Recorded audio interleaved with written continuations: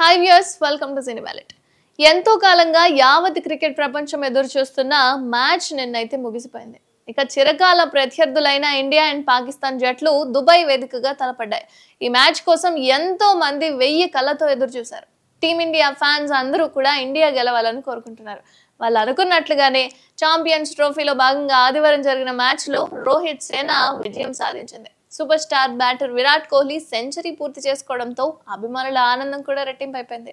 India versus Pakistan match అంటే cricket అభిమానుల్లో ఉండే క్రేజ్ గురించి ప్రత్యేకంగా చెప్పాల్సిన పనే లేదు. అందరూ ఎగబడి మరీ చూస్తారు.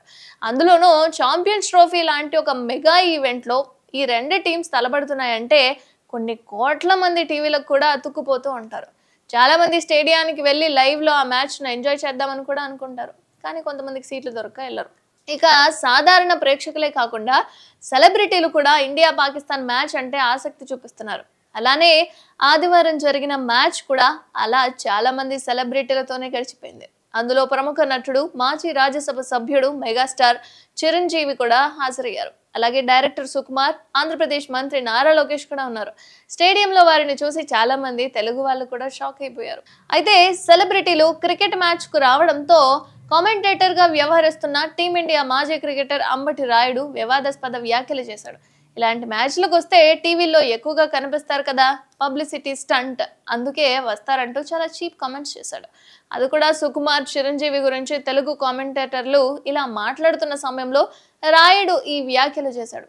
టీవీపై సోషల్ మీడియాలో విమర్శలు వెల్లువెత్తుతున్నాయి. మన దేశం తరపున ఆ టీం ఆడుతున్నప్పుడు ఆటపై ఇష్టంతో సపోర్ట్ చేయడానికి ₹1000 ఖర్చు పెట్టుకుని స్టేడియానికి వచ్చిన వారిని ఈ రకంగా అవమానిస్తారా అంటూ నెటిజన్లు అయితే రాయుడిపై ఆగ్రహం వ్యక్తం చేస్తున్నారు.